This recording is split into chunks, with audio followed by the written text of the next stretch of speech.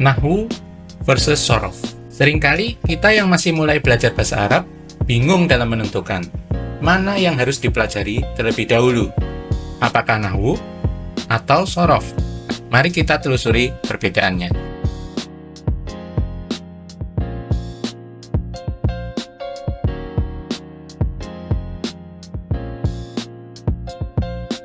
Jadi dalam konteks ilmu bahasa Arab, Nahwu sendiri adalah pedoman atau aturan untuk membentuk kalimat bahasa Arab yang benar, sehingga mendekati atau menyerupai kaidah bahasa Arab yang fasih.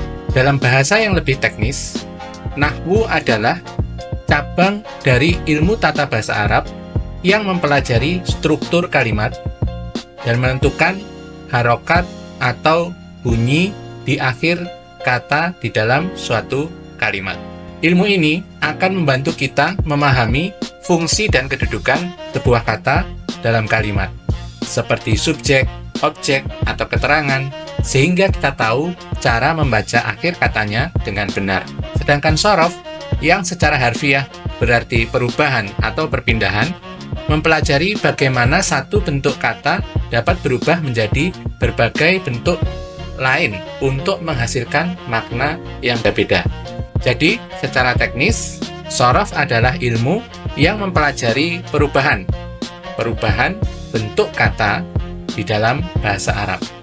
Shorof membahas bagaimana sebuah akar kata dapat berubah menjadi berbagai bentuk kata benda, kata kerja, dan turunannya, sesuai dengan makna dan fungsi yang diinginkan. Ilmu ini berfokus pada pola dan struktur internal kata, bukan pada posisi kata itu di dalam sebuah kalimat. Akan lebih jelas jika kita perhatikan tabel berikut yang membandingkan perbedaan antara Nahwu dan Shorof. Dari aspek fokus, Nahwu memfokuskan ke struktur kalimat, posisi kata, dan harokat di akhir kata.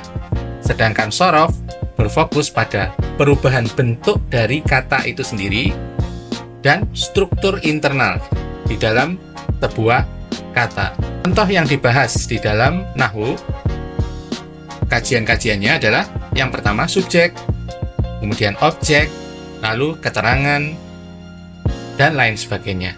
Kemudian yang dibahas di dalam Shorof adalah bentuk kata kerja dan bentuk kata benda, lalu derivasi atau turunan-turunan dari suatu kata.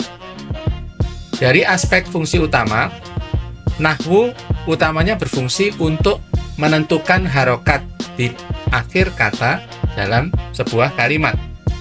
Sedangkan Shorof, fungsi utamanya membentuk dan mengenali berbagai bentuk kata. Sehingga istilah lain untuk Nahwu adalah sintaksis, penyusunan kalimat, dan istilah lain untuk Shorof adalah morfologi, mempelajari morfologi sebuah kata. Jadi, mana yang sebaiknya dipelajari terlebih dahulu? Para ulama dan praktisi pendidikan bahasa Arab memiliki pendapat yang berbeda tentang hal ini. Namun, banyak yang menyarankan untuk memulai dari Shorof dulu sebelum Nahwu, terutama bagi pemula.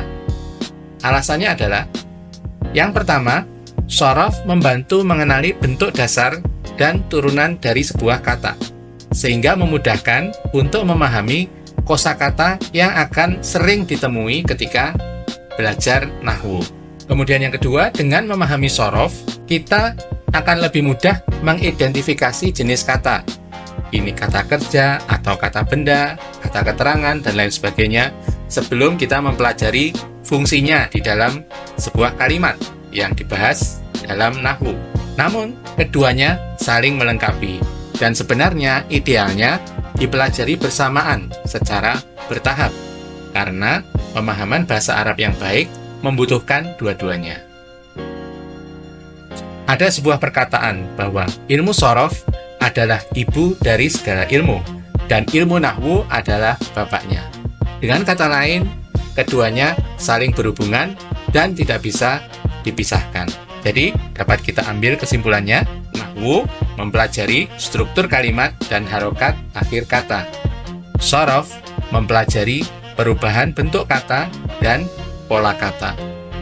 Untuk belajar, sebaiknya dimulai dari sorof, lalu sedikit demi sedikit dan beriringan sambil mempelajari nahwu, agar pemahaman bahasa Arab kita menjadi lebih utuh dan lebih menyeluruh.